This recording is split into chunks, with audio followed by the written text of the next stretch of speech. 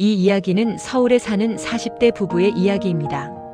올해 겨울은 유난히 느리게 흐르고 있었습니다. 새벽마다 얼어붙은 공기가 창문 사이로 스며들었지만 그들의 작은 집안은 언제나 따뜻했습니다. 보일러가 아닌 웃음과 대화, 그리고 서로의 체온 덕분이었습니다.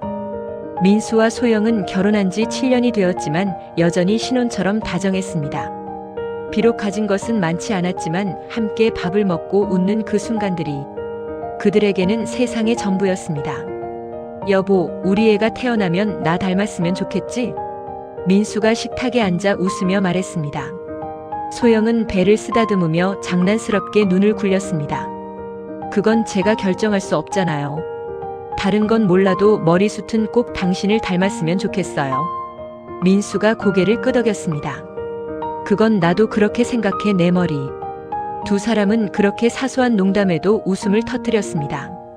밖에서는 바람이 창문을 두드렸고 낡은 커튼이 흔들렸습니다.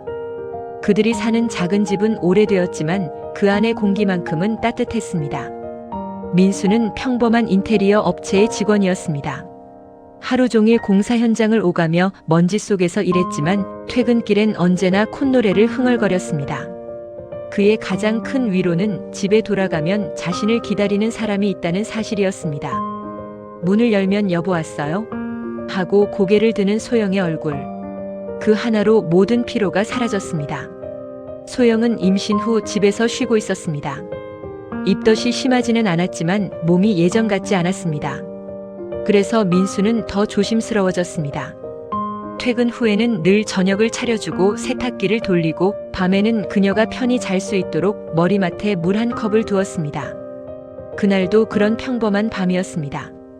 민수는 침대에 누워 TV를 보다가 스르르 잠이 들었습니다. 옆에서는 소영이 조용히 책을 읽고 있었습니다. 눈꺼풀이 점점 무거워질 때쯤 그는 희미하게 들려오는 아내의 숨소리에 미소를 지었습니다. 참 다행이다. 이 사람과 결혼해서. 그는 그렇게 생각하며 잠에 들었습니다. 그날 새벽, 소영은 천천히 몸을 일으켰습니다. 남편이 깊이 잠들었는지 확인하듯 잠시 얼굴을 바라봤습니다. 조용히, 아주 조용히. 두꺼운 패딩을 걸쳤습니다. 그녀의 눈빛에는 결심과 불안이 뒤섞여 있었습니다. 현관문을 나서며 소영은 짧게 숨을 들이켰습니다. 괜찮아. 들키지만 않으면 돼. 그녀는 그렇게 자신에게 속삭이듯 말하고 문을 열었습니다. 차가운 공기가 얼굴을 스쳤습니다. 밖은 고요했고 가로등 아래에는 눈발이 흩날리고 있었습니다. 그녀는 작은 가방을 메고 골목을 따라 걸었습니다. 누가 보면 산책이라 착각할 만큼 천천히, 그러나 단호하게. 그녀의 그림자가 골목 끝으로 사라지자 집안에는 다시 정적이 찾아왔습니다. 민수는 여전히 잠들어 있었습니다. 그는 아직 몰랐습니다. 그의 아내가 매일 새벽 사라진다는 사실을, 그리고 그 비밀이 무엇인지도 몰랐습니다. 그러던 어느 날 새벽, 민수가 뒤척이며 살짝 눈을 떴을 때 방 안은 너무 조용했습니다. 벽시계 초침 소리만 귓가를 톡톡 두드렸습니다. 시간은 새벽 1시 47분. 민수는 무의식적으로 손을 뻗었습니다. 옆자리에 있어야 할 아내가 없었습니다. 소영아? 불렀지만 대답이 없었습니다. 그는 몸을 일으켜 커튼 틈 사이로 창밖을 내다보았습니다. 가로등 아래 문득 낯익은 그림자가 보였습니다.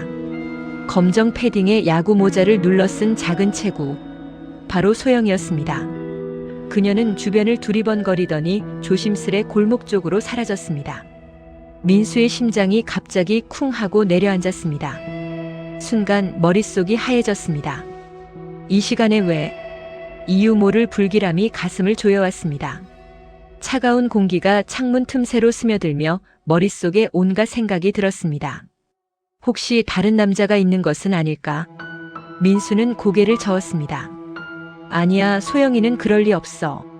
하지만 그 말은 자기 위로처럼 느껴졌습니다. 그녀가 요즘 부쩍 피곤해 보였던 이유, 문득 멍하니 먼 곳을 바라보던 눈빛, 별일 없지? 라는 물음에 돌아온 짧은 대답들. 모든 조각이 어딘가 맞물리는 듯 했습니다. 그날따라 집안의 공기가 더 차게 느껴졌습니다. 하지만 그 공기보다 민수의 마음이 더 시려왔습니다. 다음 날 아침 소영은 아무렇지 않게 웃으며 물었습니다. 어제 잠 잘 잤어요? 민수는 대답 대신 커피를 마셨습니다. 응, 자기도 잘 잤어. 네, 저도 너무 푹 잘 잤어요. 아무렇지 않게 거짓말을 하는 그녀의 미소가 낯설게 느껴졌습니다. 평소에는 몰랐던 그녀의 헝클어진 머릿결, 발그레하게 상기된 두 뺨, 그리고 은은하게 퍼지는 그녀의 땀 냄새가 민수를 자극했습니다. 민수의 가슴이 다시 쿵 하고 내려앉았습니다. 그날 밤 그는 잠들지 않았습니다. 시계를 바라보며 새벽이 오기를 기다렸습니다. 심장이 두근거렸습니다. 새벽 1시가 되자 소영이 천천히 몸을 일으켰습니다. 그녀는 민수를 한번 쳐다보았습니다. 그는 눈을 감고 자는 척했습니다. 소영은 이불을 정리하듯 조용히 움직였고 곧 현관문이 살짝 닫히는 소리가 들렸습니다. 민수는 천천히 일어섰습니다. 심장이 귀 뒤에서 뛰는 것 같았습니다.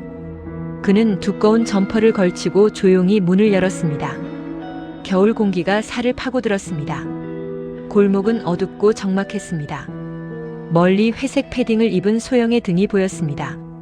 그녀는 휴대폰을 확인하더니 골목 끝으로 향했습니다. 그리고 한 블록 건너의 골목으로 사라졌습니다. 민수는 발걸음을 멈추었습니다. 그 순간 휴대폰 불빛이 어둠 속을 스쳤습니다. 멀리서 누군가 그녀를 기다리고 있는 듯 했습니다. 키가 큰 젊은 남자의 실루엣이 멀리서 희미하게 드러났습니다. 민수의 심장이 멎는 듯 했습니다. 진짜 그럴 리가. 숨이 막혔습니다. 손끝이 떨렸습니다. 그는 가까이 다가가려 했지만 그 순간 소영이 돌아보는 바람에 얼어붙었습니다. 얼른 담벼락 뒤로 몸을 숨겼습니다. 차가운 시멘트 벽이 등 뒤에 닿았습니다. 그녀는 주위를 살피더니 그대로 걸음을 옮겼습니다. 남편은 그녀의 뒤를 조용히 따라갔습니다. 심장은 쉴 새 없이 뛰었습니다. 그녀가 멈추고 다시 걸으면 그의 숨소리도 멈췄다가 이어졌습니다. 그리고 마침내 그녀가 어떤 트럭 앞에 섰습니다. 아까 본 키 큰 남자가 그녀를 기다리고 있었습니다. 그들은 반갑게 웃으며 대화를 주고받았습니다. 민수는 그 장면을 보고 몸이 굳어버렸습니다. 눈앞이 아득해졌습니다. 이게 뭐지? 그는 그녀에게 다가가서 확인할 용기가 생기지 않았습니다. 자신이 생각하는 그 일이 사실이 될까봐 너무 무서웠습니다. 내가 너무 바보였나 보네. 눈가에 차가운 바람이 스쳤습니다. 그건 바람이 아니라 뜨거운 눈물이었습니다. 그는 아무 말 없이 집으로 돌아왔습니다. 문을 닫는 순간 가슴 한가운데가 텅 빈 듯 했습니다. 아내의 숨결이 남아있는 침대가 낯설게 느껴졌습니다. 그는 한참을 앉아 있었습니다. 온 세상이 조용했습니다. 오직 마음속 의심만이 요동쳤습니다. 믿고 있던 임신한 아내가 다른 남자를 만나고 있었다니. 잠들지 못하는 민수의 새벽은 너무 길게 느껴졌습니다. 그날 이후 민수의 하루는 달라졌습니다. 출근길에는 아내의 얼굴만 보아도 마음 한켠이 무거워졌고 화도 났습니다. 퇴근 후에는 집안 곳곳이 낯설게 느껴졌습니다.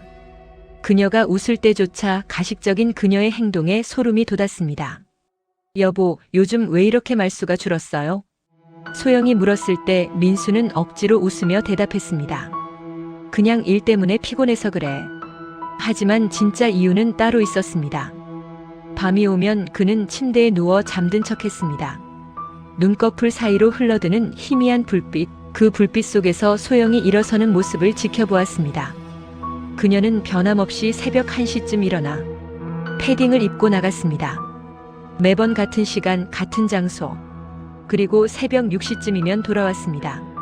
항상 땀에 젖은 얼굴, 빠른 숨소리, 그리고 곧장 욕실로 향하는 모습. 가끔 조금 더 늦게 들어와서 내가 깨어있는 것을 보면 살짝 놀라면서 잠이 안 와서 산책했어요 라고 말했지만 민수는 모두 다 알고 있었습니다. 그녀가 새빨간 거짓말을 하고 있다는 사실을. 그녀의 거짓말이 너무 자연스러웠기 때문에 그게 더 무서웠습니다. 며칠 후 민수는 결심했습니다. 오늘 밤에는 끝까지 따라가서 불륜 현장을 잡아야겠어. 그날 저녁 그는 평소보다 일찍 잠든 척했습니다. 벽시계가 새벽 1시를 가리킬 때 소영이 조심스레 몸을 일으켰습니다. 그녀는 휴대폰 불빛을 가린 채 문을 열었습니다. 민수는 그녀가 현관을 나서는 소리를 확인했습니다. 그는 곧장 점퍼를 입고 발소리를 죽이며 뒤를 따랐습니다. 겨울밤의 공기는 칼날 같았습니다. 그는 차가운 숨을 내뿜으며 멀리 앞서가는 그녀를 따라갔습니다. 골목길에 가로등 불빛이 번지고 사라지기를 반복했습니다. 그녀는 같은 길을 같은 걸음으로 걷고 있었습니다. 이제 민수의 머릿속에는 단 한 가지 생각뿐이었습니다. 그녀가 만나러 가는 남자는 누구인가? 그는 치밀어 오르는 분노를 억누르며 아내가 인기척을 느끼지 못하게 그림자처럼 뒤를 밟았습니다. 그러다 갑자기 그녀가 멈춰 섰습니다. 민수는 급히 벽 뒤로 몸을 숨겼습니다. 그녀는 휴대폰을 꺼내 누군가에게 전화를 했습니다. 저 지금 도착했어요. 민수의 심장이 요동쳤습니다. 전화를 끄는 그녀는 골목 끝에 세워져 있는 트럭으로 걸어갔습니다. 그 안에서 어두운 옷차림의 키가 큰 남자가 내렸습니다. 저번에 본 바로 그 남자였습니다. 그들은 반가운 얼굴로 친근하게 인사를 하고 소영은 트럭에서 상자를 꺼내 들었습니다. 민수는 담벼락 뒤에서 손에 땀을 쥐며 지켜보았습니다. 저 남자랑 지금 뭐 하는 거지? 잠시 후 소영은 상자를 들고 그 남자와 함께 근처 건물 안으로 들어갔습니다. 불빛이 희미하게 새어나왔습니다. 민수는 문틈으로 안을 엿보았습니다. 건물 내부는 작은 물류창고처럼 보였습니다. 한쪽 벽에는 새벽 배송 협력센터 신선유통이라는 편말이 붙어 있었습니다. 그리고 그 안에는 4-5명의 사람들이 있었습니다. 모두 같은 주황색 조끼를 입고 묵묵히 상자들을 옮기고 있었습니다. 그녀도 그 사이에 있었습니다. 배가 조금 부른 그녀가 이마에는 땀방울이 맺힌 채 상자를 나르고 있었습니다. 작은 책으로 무거운 물건을 옮기며 입술을 꽉 깨물고 흐르는 땀을 닦지도 않았습니다. 민수는 그 순간 머릿속이 하얘졌습니다. 온몸에 힘이 빠졌습니다. 소영이가 나 몰래 새벽에 일을 하고 있었구나. 그는 벽에 손을 짚고 안도의 숨을 몰아쉬었습니다. 그녀가 남편 몰래 새벽마다 집을 나선 이유가 다른 누군가가 아닌 자신과 곧 태어날 그들의 아이를 위한 선택이었음을 그제야 깨달았습니다. 눈가가 뜨거워졌습니다. 왜 나한테 말을 안 했니? 속으로 중얼거렸습니다. 그녀는 남편 자존심 상할까봐 남편 몰래 혼자 그 새벽을 견디고 있었던 것입니다. 소영이 상자를 옮기다 잠시 허리를 짚었습니다. 민수는 반사적으로 앞으로 다가갔습니다. 그 순간 문이 삐걱 열렸습니다. 소영이 놀란 눈으로 돌아봤습니다. 여보? 그녀의 목소리는 떨렸습니다. 민수는 아무 말도 하지 못했습니다. 소영아, 이게 뭐야? 새벽에 이런 힘들을 하는 거 왜 나한테 숨겼어? 그녀는 잠시 눈을 내리깔았다가 조용히 말했습니다. 여보가 요즘 너무 힘들잖아요. 나도 조금이라도 도움이 되고 싶었어요. 그럼 말이라도 했어야지. 그랬다간 여보가 괜히 마음 아파할 거잖아요. 당신은 늘 나 걱정하니까요. 그녀는 작게 웃었습니다.